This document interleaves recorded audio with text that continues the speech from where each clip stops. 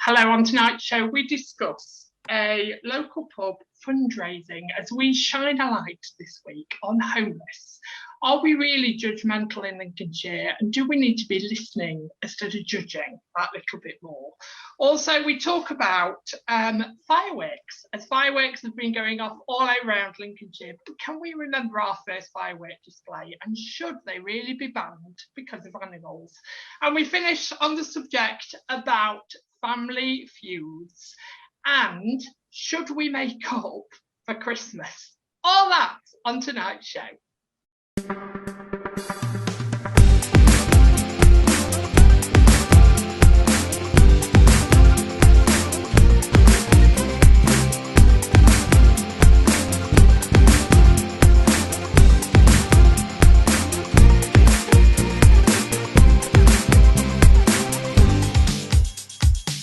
Hello, thank you for joining us this week on Loose Linc. Joining me on the panel, Nicholas James, this week is Rob Price.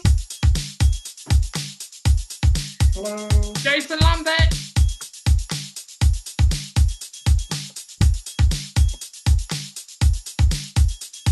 And David Ramsden. Hello. Good evening, guys. It's a panel of males this evening. This doesn't happen a lot, so enjoy it as we talk about a fundraising, as they are fundraising for the homeless in Lincolnshire. But are we really doing enough? Find out our views on that. Also, we go back to childhood, maybe even being a first-time parent, and talking about the first fireworks display and how it made us feel as people. And we finish on the subject of a woman reunited with her father after 58 years apart. So we discuss, is it really important to let feuds go? All that and a lot more on this week's Loose Linc. Good evening, gentlemen. Good evening. Are we well? How are we doing? Very good. Excellent. I just want to do a bit of a personal thank you this week, really. And I should have done this a couple of weeks ago because she's been absolutely incredible. But as I told you in last week's show, I had an accident and I'm still laid up. And I really wouldn't have been able to do half the stuff that I've been able to do without Rachel Penny. So can I give a massive shout out to Rachel Penny and a big, massive thank you with all my heart for everything you've done. She's picked me up for appointments. She's brought stuff round. She's been absolutely incredible. Thank you, Rachel. I couldn't have done it without you. Let's start with last week's polls because, as you know, it's your show as well as ours. So to have your say is really, really important. So the first poll last week was, do you think personal safety first when contemplating a night out? 72% of you said yes, 28% of you said no. So 28% of you don't really care if you get home safely or not. There, poll 2 was Halloween, love it or hate it. 62% of you said you love it. I'm in the other category, I'm sorry. 38% of you say they hate it. And the final poll is health competition in the classroom and at home, which gives the child the ability to accept success and disappointment as an adult. 100% of you said yes. There was no no's on that poll, so I was really shocked. Good evening, guys. It's good to have you back. Jason, it's been a while since we've seen you. About a month, I think. Oh, yeah, about a month. David is supposed to be Gaynor, so I apologise to Gaynor this evening. So Gaynor's going to replace David in 2 weeks' time. I don't know how I got that mixed up, but I did. So I apologise, but it's nice to have you, David. I was surprised about the invite, but I thought, hey, let's go with it. And Rob, how long have we seen you? It's been a bit of time since we've seen you as well, really, isn't it? About 4 or 5 weeks, I think, something like that. Yeah, 4 or 5 weeks. I try and do the Rotary as far as I can, but Rob and I was on at the same time last time. Oh, yes, we were. See, yes. You must have gelled well because I put you back on the panel. You must have gelled well. So let's get doing what we do best and have a discussion about topics in Lincolnshire. This week we are shining a light on homeless, as a lot of people usually shy away and hide away from this topic. So we think it's important to start talking about it. So a local pub will hold a fundraising event of live music this week to support a charity helping anywhere up to 19 homeless people per night in the streets of Lincolnshire. Let Them Eat Cake was funded in 2017. I love the name. Let Them Eat Cake. To help people on the streets of Lincolnshire with food, drink, first aid, compassion, support, and even hugs. Jason, do you think homeless can turn into a lifestyle that's hard to get out of? Lifestyle is a hard word, I think. There's always reasons behind that lifestyle. During the pandemic, or what we're going into, an endemic, the government helped get people off the street. But I think there's more going on behind some of that. Some people live there because they've done it all their life, and others are forced there for a reason.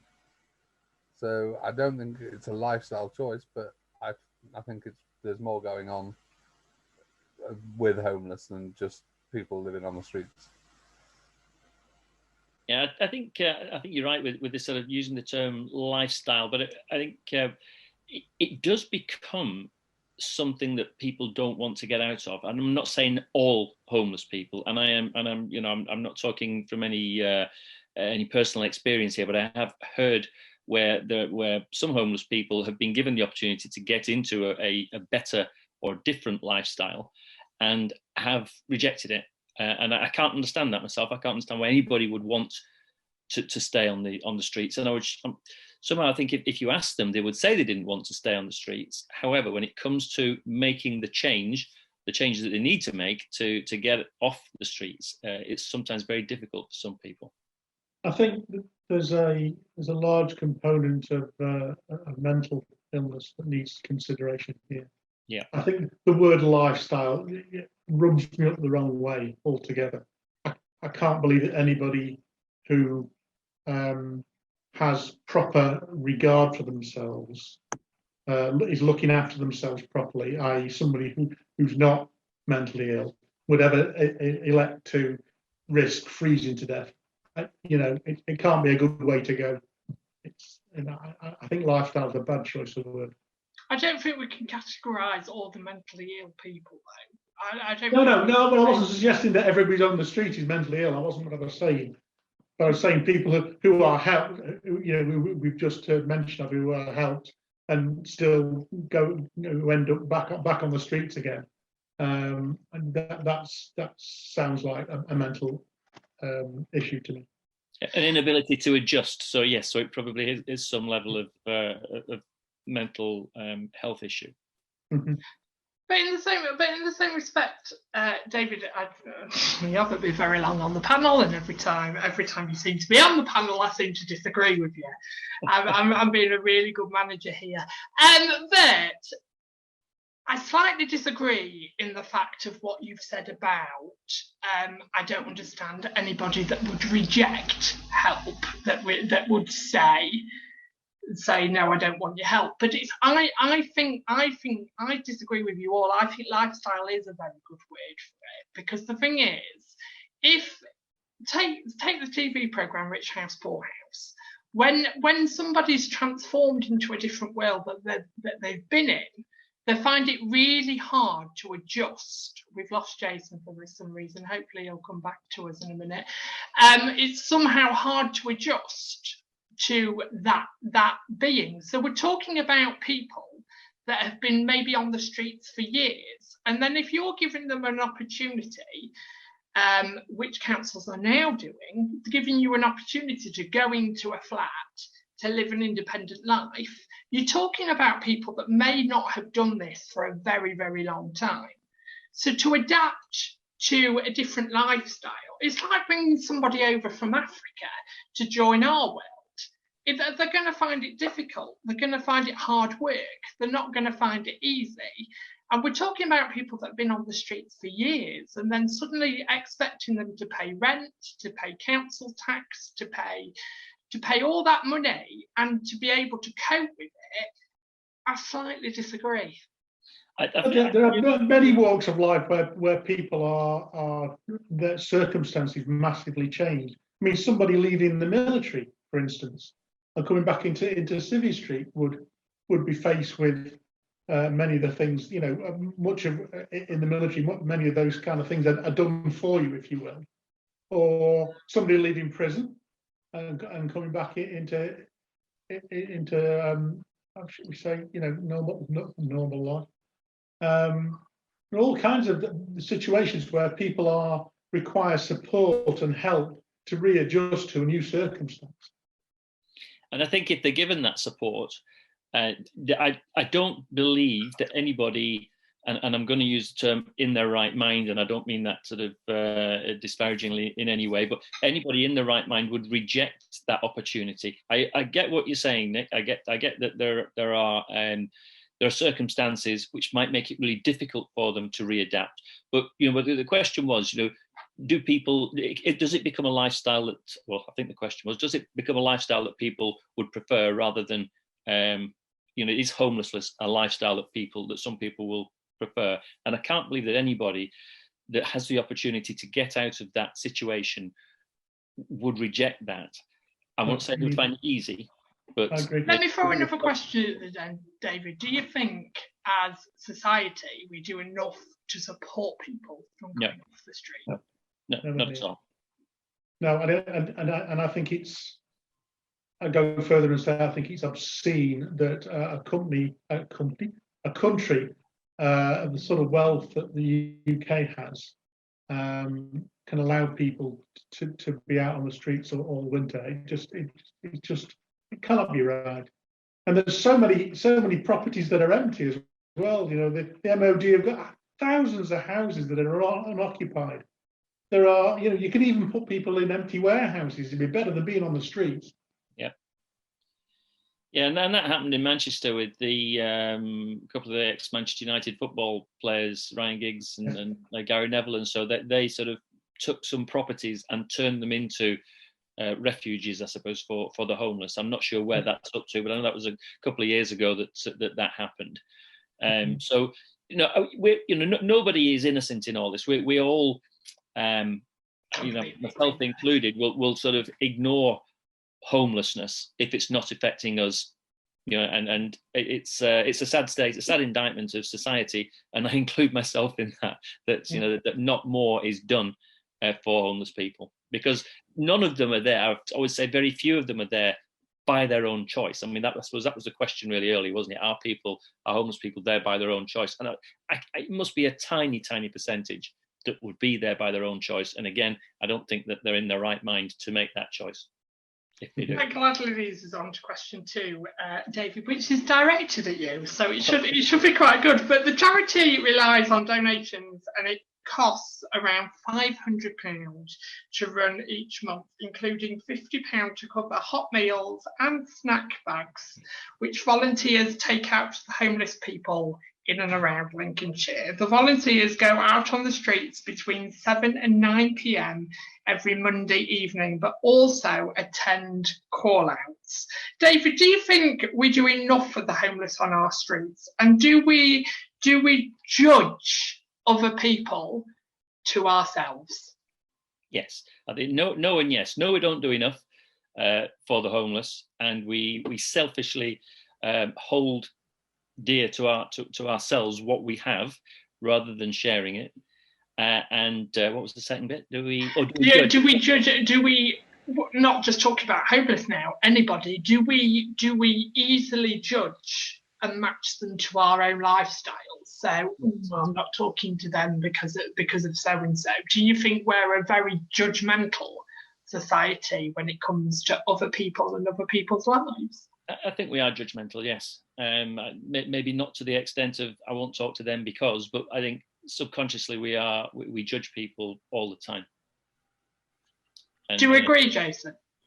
Yeah, I think as a society we do judge people from whenever we come into contact with somebody, we judge that person straight away, subconsciously. Whether that becomes conscious judgment, I think is debatable between person to person. But I don't think we do enough for the homeless. But I also think that people find it very difficult because they're not quite sure whether they want to step in or not. And if they do want to step in to actually help somebody, will that person want any help? A little bit like when we were talking earlier, when they've been offered the chance to get off the streets and into somewhere, and they've chosen not to, do they actually want that help if you was to step in? But I'm finding that really difficult, though. I'm being the real Grinch on the panel tonight, but I'm finding that statement really difficult about if you give somebody help and they don't want it, they might not want it at that time, but who are we to judge to say, well, I've offered that person help and they haven't wanted it, so that's me done. That's my part of society done. I've tried to help. I've tried to intervene. They haven't taken it. We are talking about people that have been on the streets for years and years and years and no other way of life. Now, if somebody came into your world and said, I can offer you a £6,000 house with 6 bedrooms and 4 bathrooms, and you need to adapt and you need to change your adapting to lifestyle, changing to improve or to disimprove is going to take time, whatever lifestyle you are in, surely. And support. It's not just time and it's not just money. I think support is the key factor for changing or helping somebody to change the way they are. And like I say, just putting somebody in a flat and expecting them to adapt and all of a sudden cope with all the stresses and pressures of maintaining a flat and maintaining a lifestyle, that doesn't come easily to somebody that's not been in that situation. It's exactly as you said earlier. If you take somebody out of their native country and drop them in the middle of London, for instance, and think, whoa, what's going on here? How do I cope with this? So support is what's needed. And I think that the government and local authorities are the people that should be providing that support, but it could be done with the additional support of local businesses and local people, especially if tax reliefs were given to donations that might be made to those organisations. Definitely. And I had somebody say to me, I think it was a teacher years ago, no matter where you are in life, no matter how wealthy or successful you are, you're always 3 stages away from being homeless. And those 3 stages are no family, no friends, no money. Suddenly you're in a lot of debt. Suddenly you're fighting to stay on the breadline, and you end up in circumstances that you just don't know. And the thing is, we always think, don't we, proudly of ourselves, well, that would never happen to me because I've got friends and I've got family and but actually it quite easily could. We're going to talk about feuds later. We're going to talk about arguments and rebuilding relationships again. If you don't have a good relationship with your family and you're quite a loner, you're quite a person at home that doesn't really socialise, you fall into that category straight away if you lose your job, lose your money. And a huge part of it is pride as well. And these people are still human beings that are on the street. So these people will still have pride. Will still have that, I don't want to ask, I don't want to beg. Do you think it's really a lifestyle that people want to sit there and go, can you spare any change? Would you? Can you see where I'm coming from? Mm-hmm. Yeah, no, I can't see it being a lifestyle that anybody would want to maintain. It's hard though, isn't it? Yeah, I think it's difficult for us to judge because we all have friends, we all have family, and we all have a roof over our head. So we've never been in that situation where we are able to say we know what it's like, because we don't. And it's just very difficult for us to judge, because I don't think people want to be in that situation. And I think it's just very difficult for us to judge from our backgrounds, because none of us have been in that situation.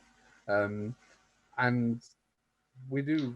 I have, Jason. Sometimes walk briefly. I have briefly. And I think that's why I'm so passionate about it, because I have been that person at one stage that walked the streets of Lincoln because I had nowhere else to go. It was many, many years ago. And I've done charity work. I don't agree with the charity work that I've done, and I'm quite open to say, actually, and I've challenged it, how does this make a difference? I won't say the charity that I did, but I did it's called I'll best not even say the name, because if people research it, they'll find it. But I ended up on the streets for the night to make awareness of people on the streets, and it happens once a year. It's the middle of winter. You lay in a pathway or whatever, but you cannot believe, people think that, why are these people sleeping all day? It's absolutely ridiculous. You see them in street shops and all of that asleep. You don't know how bloody difficult it is to sleep through a night on the street, because your brain is waking up every 2 minutes when you hear a noise. It's natural for us to wake up. It's natural to be like, what's that? So to me, you never get a peaceful night's sleep on the street. 4 o'clock in the morning, you've got the dust carts coming down streets, clearing the streets. 11 o'clock at night, 1 o'clock in the morning, you've got people coming home from town from a night out. There's always something waking you up. But what do you think? We're talking about businesses and making a difference and local authority and stuff like that. But what do you think personally we could do to make a difference? Demand better from government.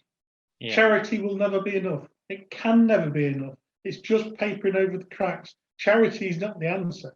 That's not to do down the people, the people who put time and effort and money into trying to help people who are in those desperate straits. I mean, I'm not wanting to detract from them at all. It's great what they do, but it will never be enough. It's only ever papering over the cracks. Yeah, I agree. It's got to be a concerted, planned campaign of re-education, I suppose, and support. That's the only. If they can do it during a pandemic, they can do it any time and every time. Yeah. It did lead me on to my next question, though, because it got me thinking about homeless and how it's really, I know what you guys are saying, it's really difficult to sit in the positions that we are now and talk about and judge the homeless, because as you say, we've all got a roof over our heads, we're all going to a bed tonight, so it's really difficult. But that did make me think about the other end of the scale. So there's homelessness, and then there's real privilege and richness from the other side of things as well. But Rob, do you think having a lot of money and a wealthy lifestyle is the key to happiness? No, I do not. In fact, I'm not even convinced that having a lot of money makes people any happier. I think once you've got to a point of being comfortable, shall we say, so you've got a roof over your head and you know where your next meal's coming from. I don't think anything on top of that makes you any happier. Indeed, I don't know a great number of wealthy people, but from what I've seen of them, actually, they're less happy, not more happy than I am. Yeah, I think wealth gives you choices. It doesn't give you happiness. Yeah. And I suppose having those choices can make your life more comfortable and more predictable, take some pressures off you. But I think it can also bring other pressures and cause an awful lot of unhappiness. Jealousy being one of them, fear being another. Also, people who've got money always want more, and I don't think that's a route to happiness.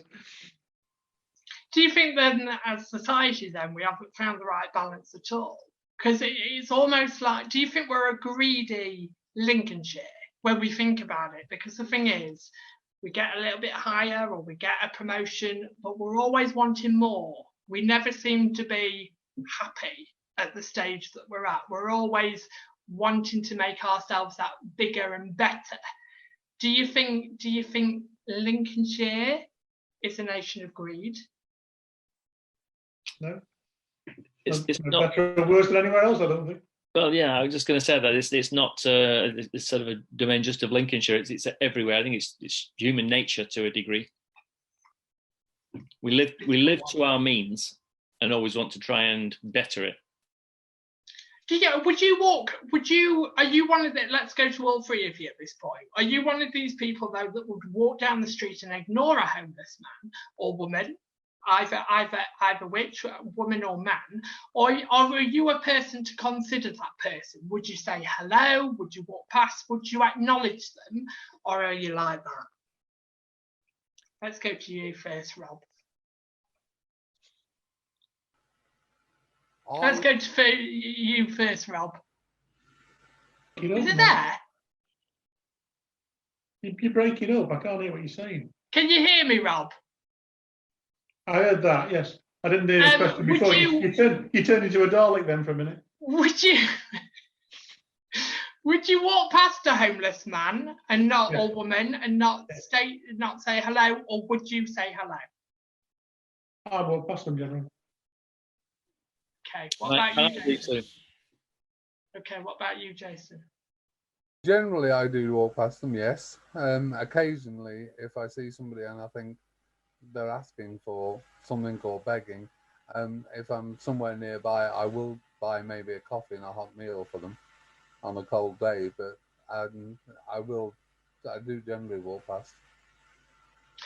Let me give you a story to finish on then, a quite happy story in my state, and it might make all of you think for the future. But I was on a lunch break a couple of years ago, and I was in the centre of Lincoln, and this guy said to me as I was walking past, "Can you spare any change?"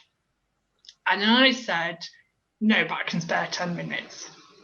And he looked at me, gone out, and I said, "Do you mind if I sit with you?"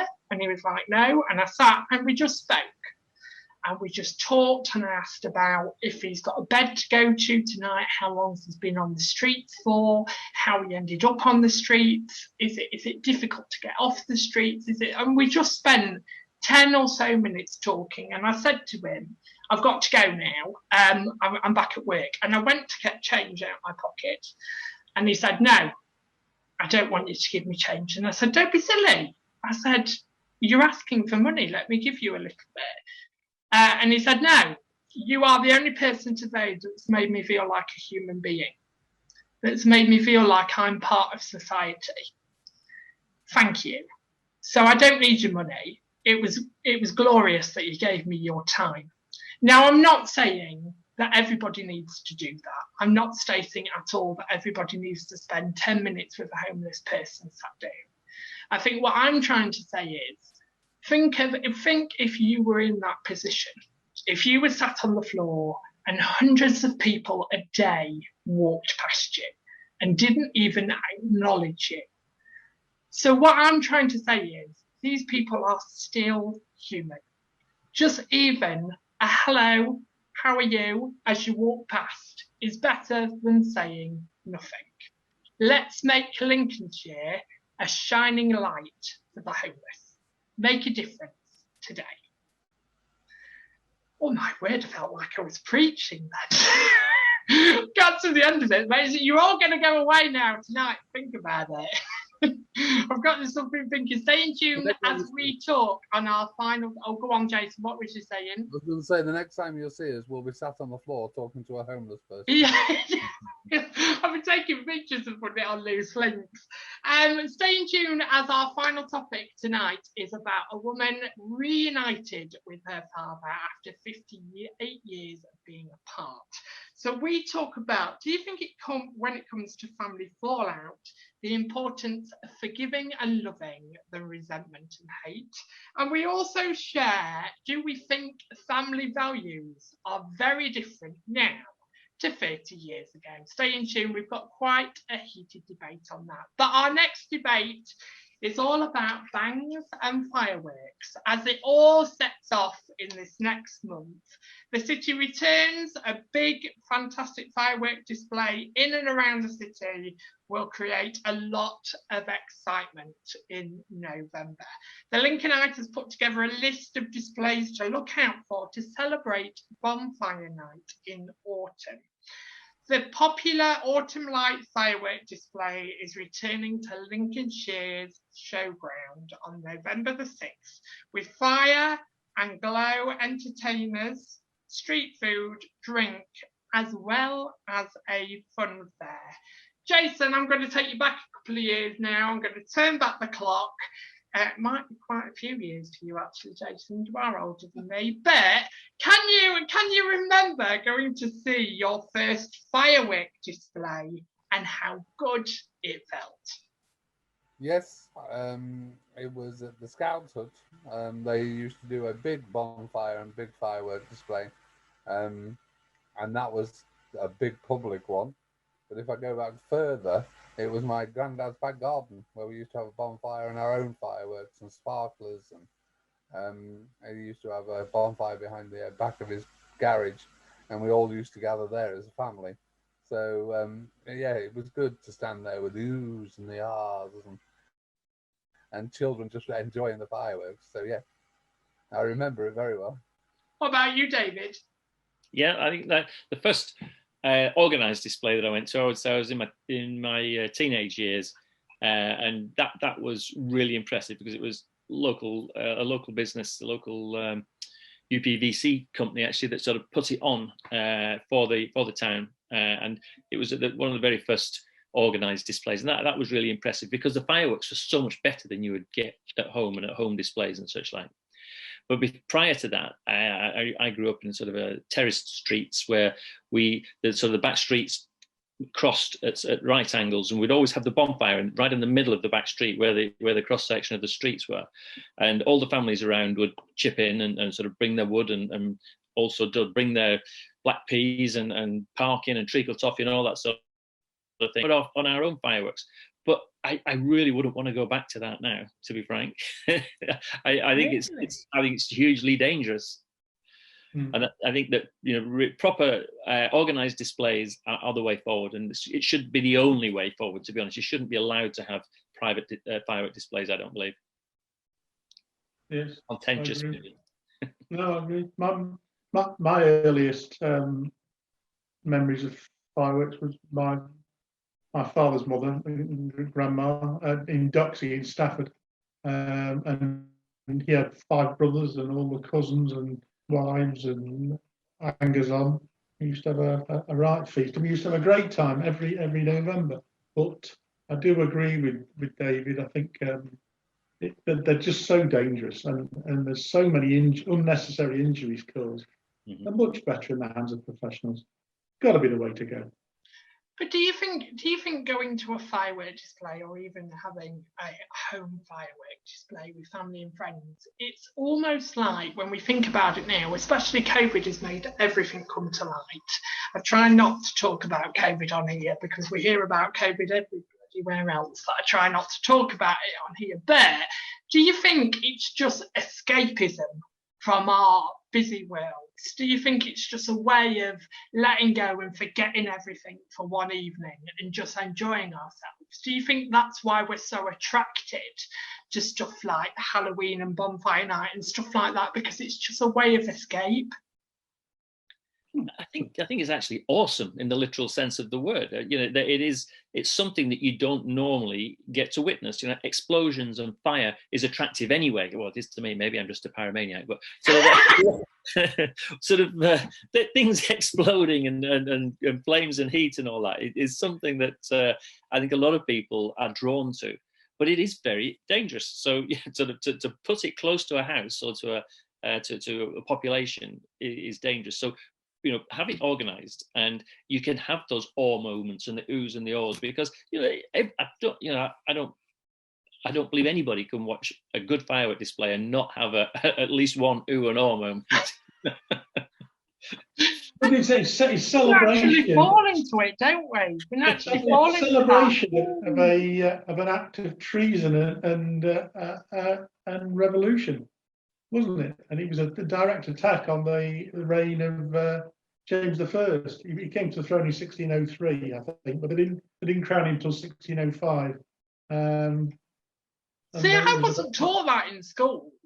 Well, I was taught I wasn't taught that in school. I just thought, stupidly, I just thought bonfire, like firework night, came from something like America and came over to Lincoln like Halloween. But but Rob, I am going to argue and say that's not my fault. That's the education system. Was you not taught the rhyme? Remember, remember the 5th of November. Oh, I thought that was just a made up rhyme. What? I thought it just rhymed with November, so that's why people said it. The treason and plot.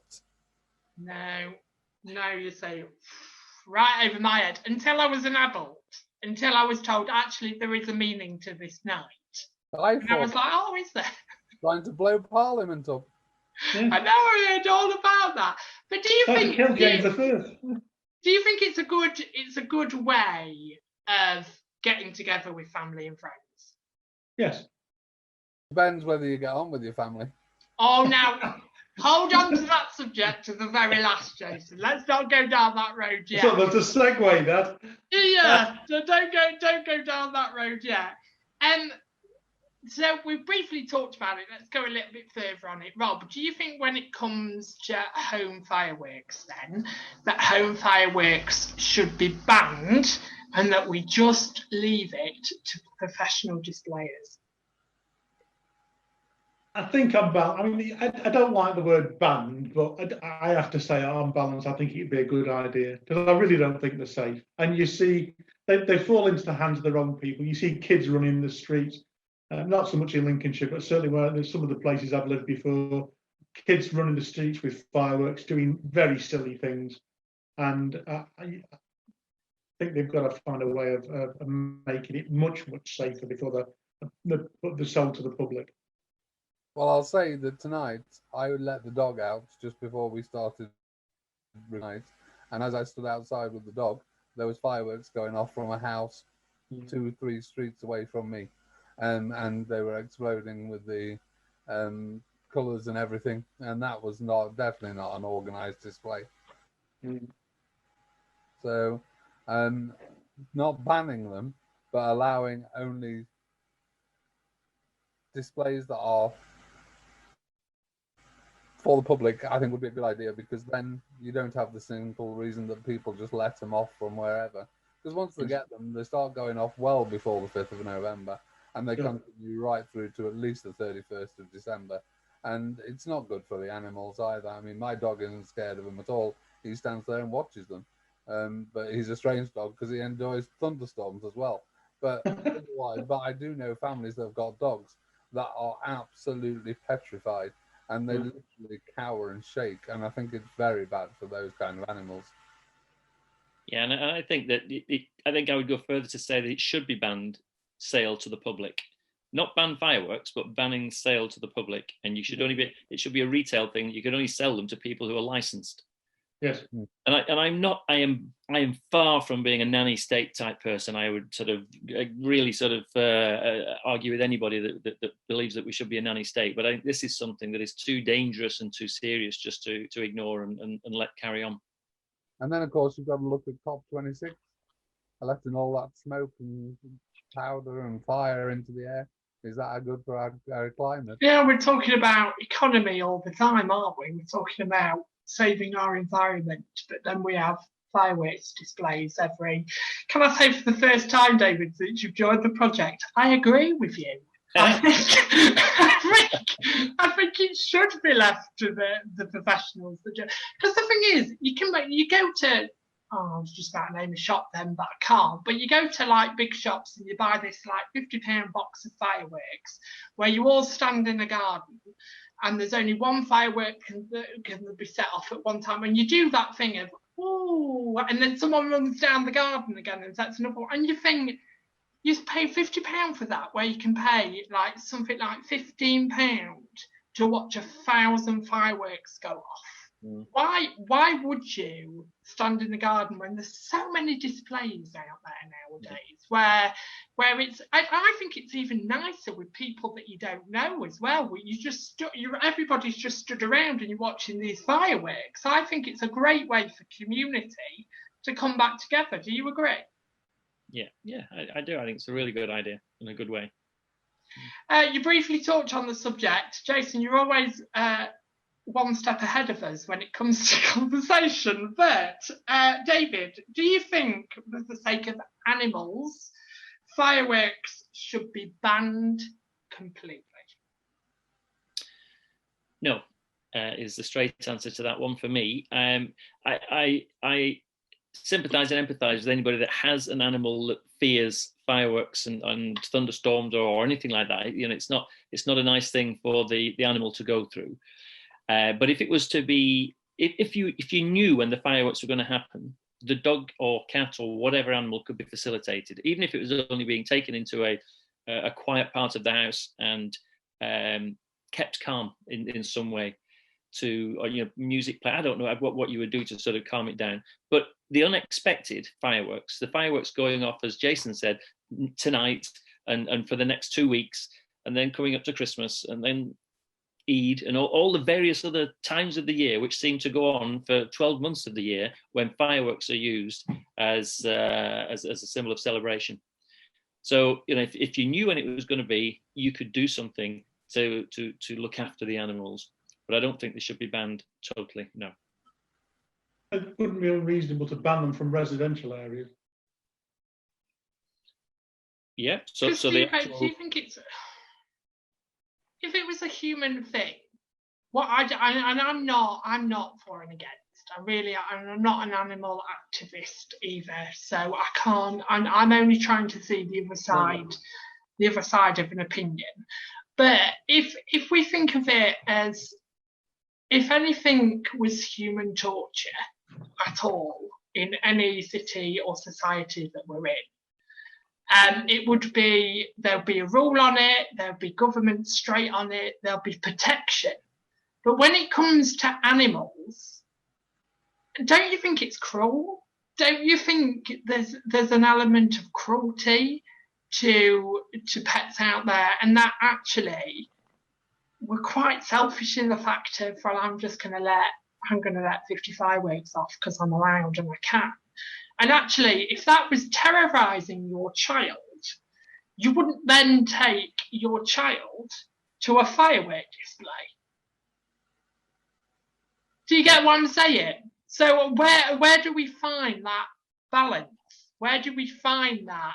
Do we make a government rule to protect animals that little bit more, that there's only one day a year that we're allowed to set fireworks off, that we're allowed to do it, that displays are allowed to happen? Or do we just carry on having the free range, ignoring how animals are affected by them? Well, I think you can't just say one day, because that alienates another set of people, doesn't it? You know, there's not just bonfire night. There's also New Year's. There's Eid. There's Chinese New Year. There's various groups of people who like to use fireworks. They have fireworks every year at the big show at Heckington, don't they? For instance.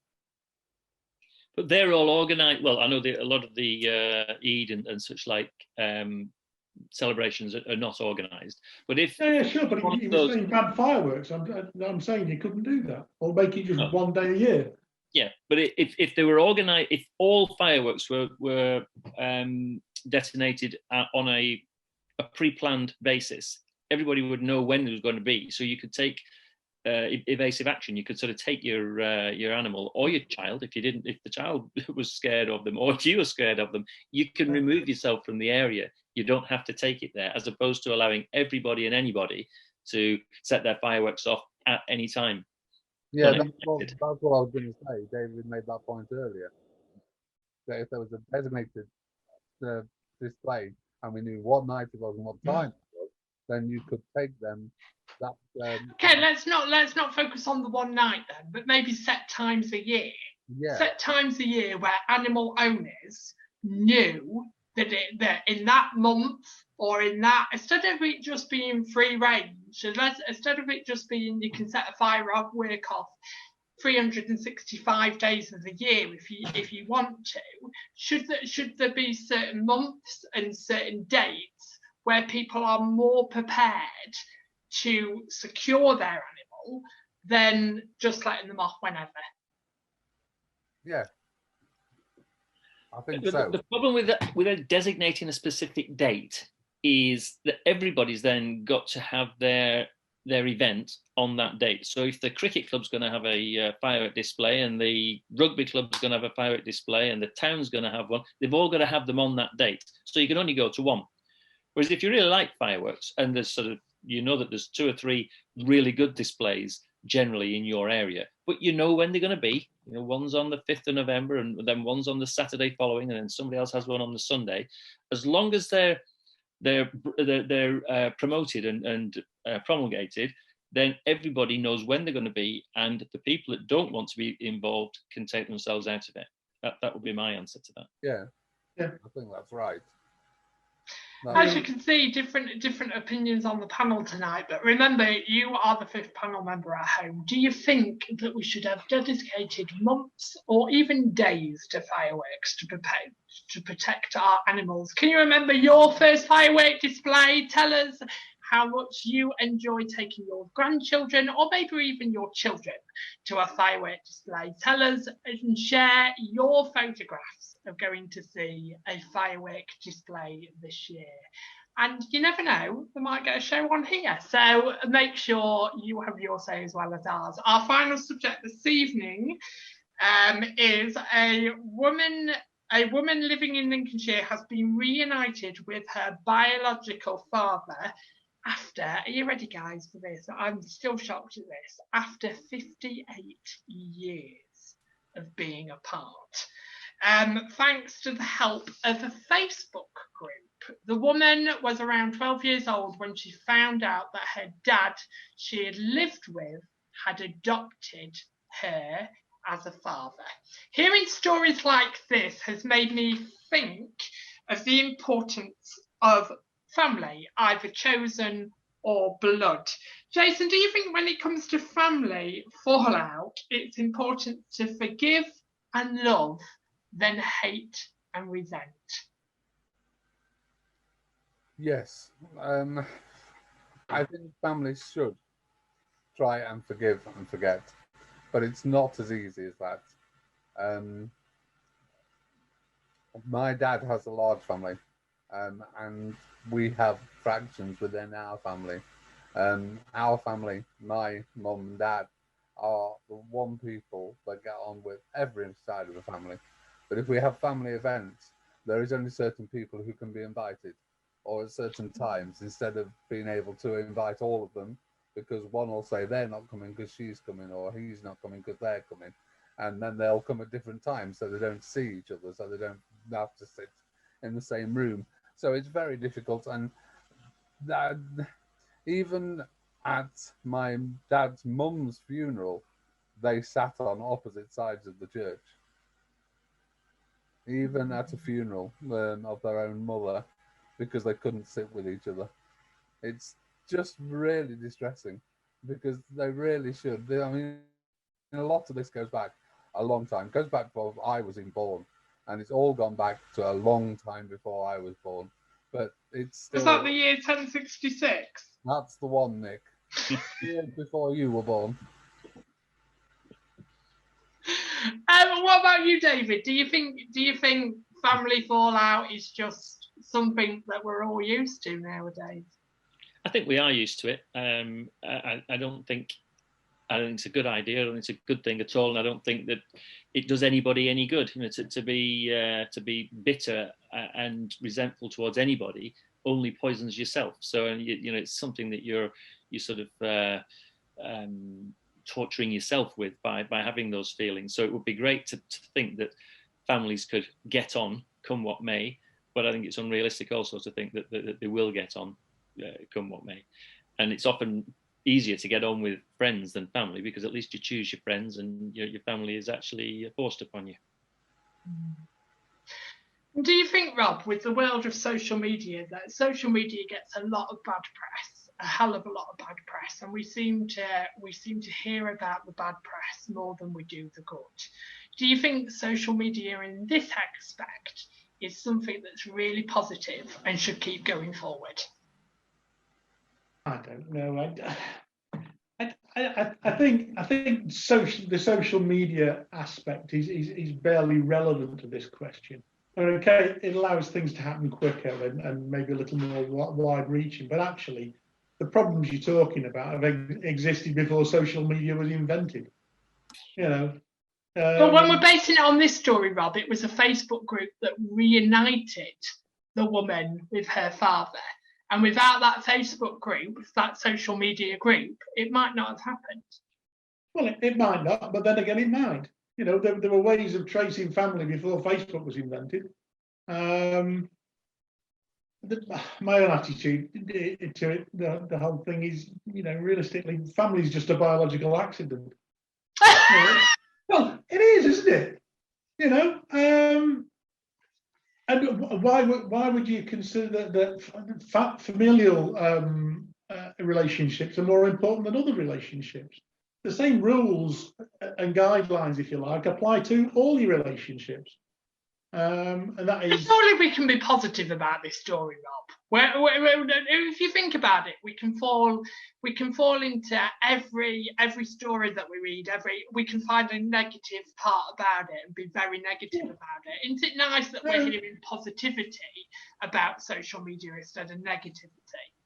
Well, yeah, sure, okay. If it worked, you're talking about a particular woman, and if it worked for her, and both her and her father are happy to be reunited, great, I'm all for it. That's your real. What about you, David? What's your aspect on the world of social media? Is it nice to hear a positive story? Yeah, I think it is. It's nice to hear a positive story. I think social media's got a lot to answer for from negative stories as well, and sort of hate and trolling and all this sort of thing, and upset. But I think it also has its positive side, and it makes it easier to spread a little happiness, shall we say? To sort of spread a bit of positivity and a bit of happiness. To actually send a letter to someone. It's much easier now. All right, it's better probably to handwrite a letter and post it to somebody to tell them what you think about them. There's much more effort involved and there's much more sincerity there than it is just to drop them a text or something like that. But you're less likely to do that. So, you know, if you can use social media for its positive values and its positive benefits, I think it's a great tool. It's got lots of positive. I fall into the bag of that. I'm 31 years old and I don't think I've ever done a handwritten letter to anybody at the age of 31 years old. I just don't think I just don't think it is. But Rob, this is going to be a really interesting question for you. I'm quite looking forward to this. When it comes to the importance of getting your argument across, do you think it's more important to argue and less important to understand? Oh dear. Well, I think they're both equally important. I don't understand how you can have an argument if you're not listening to what the other person's saying. It's not an argument, it's just a rant. So you've got to listen and you've got to get your own point across as well. It's a two-way thing, isn't it? Do you agree, gentlemen? Yeah, I think if you've got a point you want to make, then you've got to make it. I think there are some people that enjoy an argument and will stir up just sort of put their point of view across without really listening to the other points. And as Rob says, then it's not really an argument or a debate. It's more of a rant. But I think some people enjoy that sort of superior feeling of putting their opinion across. I'm really more of the opposite camp of that. I'm more of an arbitrator. I often see both sides of an argument and sort of calm it down or sort of diffuse it by saying, well, yeah, I can see what you're saying there, but it doesn't affect my point of view, but I can also see that the other person has a point of view and it should be equally valid, even if I don't agree with it. Just as a 31-year-old man, it really frustrates me when people, I hate this set phrase that's used so much, because to me it isn't about trying to get your argument across. To me, when somebody, I will say this phrase in a minute, but when somebody says this phrase, it's almost like, no, this is what I think, I'll listen and I'm right. And people use the phrase quite a lot of, well, we don't have freedom of speech these days. Well, we do have freedom of speech. We very much have freedom of speech these days. But if you are going to stand on a hill and go, well, you need to listen to me because this is my opinion and this is the right opinion, don't you find people use that phrase a hell of a lot when it comes to defending their argument.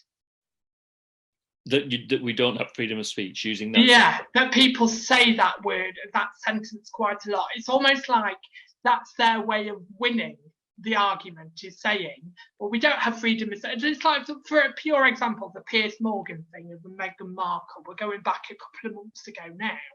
But like, people were standing, Sharon Osbourne and Piers Morgan, and everybody was going, well, we don't have freedom of speech.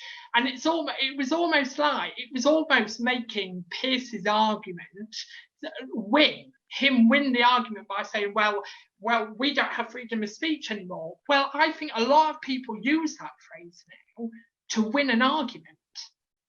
Yeah, almost the last word sort of thing. Yeah. Yeah. And when it comes to sexes, do you think women are more understanding than men? Just before we move on, you're asking the question of whether we're an arguer or whether we are peacemaker. What about yourself? Ooh. Am I an arguer or am I a peacemaker? Professionally, I'm a peacemaker. Professionally.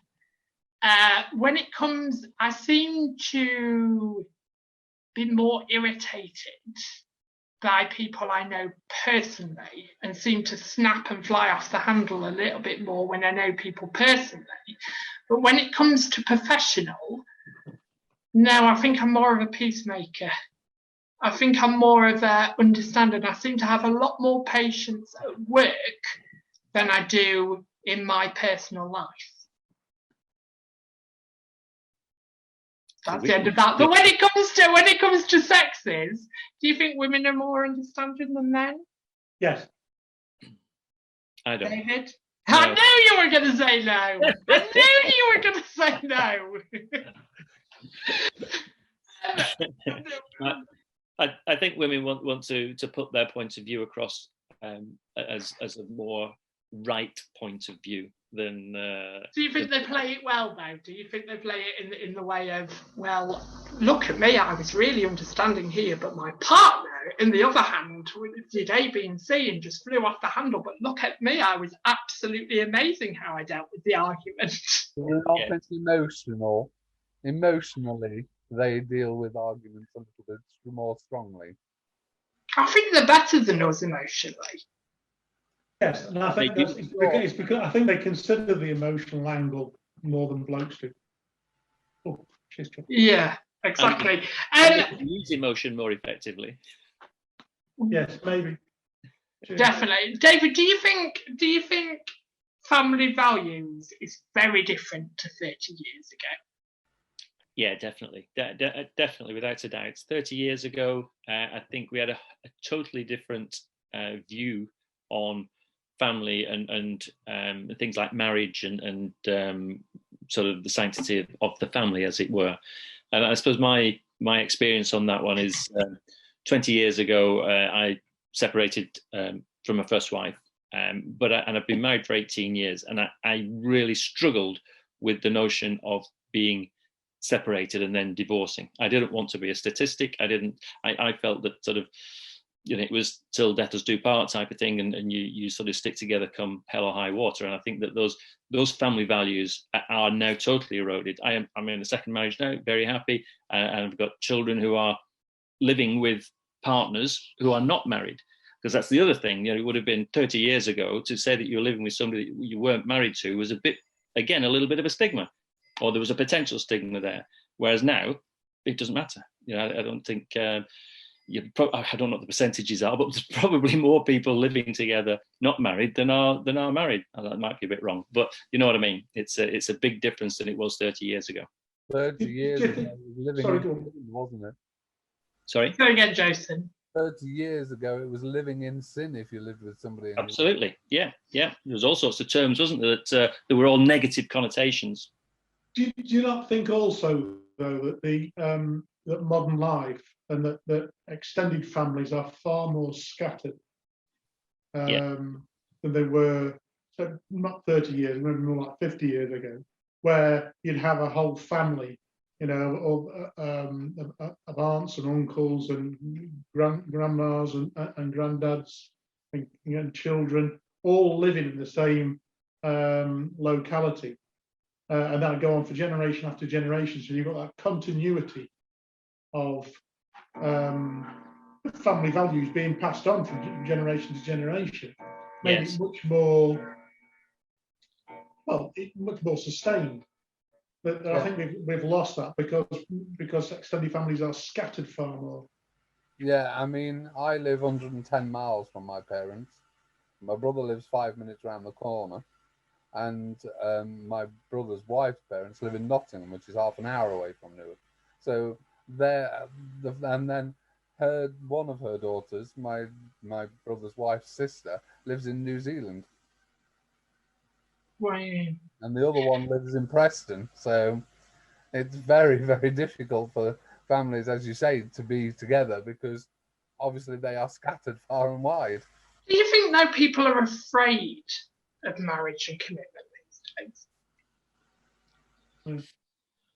Do you think there's more of a fear there? Do you think that, like, if I think back to my grandma and granddad, God rest their souls, they're not here anymore, but they had a really, really rocky marriage.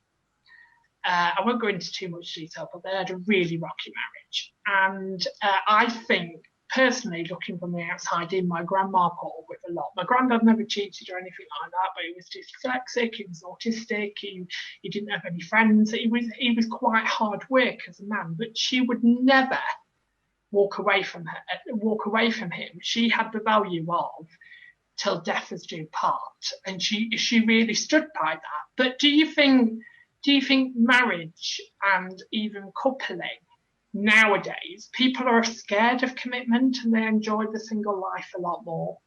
I would say no. As a church organist, I have the joy of being able to play for people's weddings every year, next year I've got 3 at my church in Norwich, and I think 2 years ago we had 14 at my church in Balderton. So I think it's half and half, but I don't think marriages last as long because I don't think people can deal with the rockiness. When they get a rocky period, they just think, I'm done, and walk away rather than work through it like they used to. I think more people are sort of espousing the value of life's too short to be unhappy, and everybody deserves to be happy. So if you're not happy, then you need to find a way of being happy. And I sort of subscribe to that. I think that's right. But I think that's a different value than I had 30 years ago. Yeah, I agree. Was it David, I don't really want to go too personal, so talk about as much as you want really, and go, I don't want to discuss anymore. But did you find it? Do you think when it come to walking away from your marriage and even being unhappy, do you think a lot of it was to do with what you said really about the statistic, and you were a married man and you were staying in that relationship and you had made that commitment? Do you think that was it harder to walk away from the marriage than it was maybe the love life? Yes, I think I'd already walked away from the love life. I think it was the marriage and the stigma and the pride of not wanting to be that statistic of being a divorced person. It's a difficult one, isn't it? It's a hard one. I was married a couple of years ago and divorced, and when I look back now, I think it was him that walked away. But I think I would still be in the marriage today if he hadn't walked away. And that's not because I loved him. That's really bad to say, isn't it? It's not because I loved him, but I just liked being. Do you get it when I say, let me come to you, David, I just like being that married man? Yes, yeah, and I agree, and that was entirely my scenario. It was, the love had gone as already, but I didn't necessarily know that it had, but sort of looking back, it had. But I would have stayed. I would have stayed there, because I didn't want to be a divorcee. No. David did share with us yesterday talking about his ex and his wife on a bit of a lighter note to finish the topic, and he said Gaynor, and I really thought his ex-wife and his new wife were called Gaynor. I was like, that can't possibly happen. It really cannot happen. But it wasn't. I got it wrong. That brings us to the end of this week's show. Thank you for staying tuned. Done an hour go fast when we start talking. It's just like, really? Is it the end of the show already?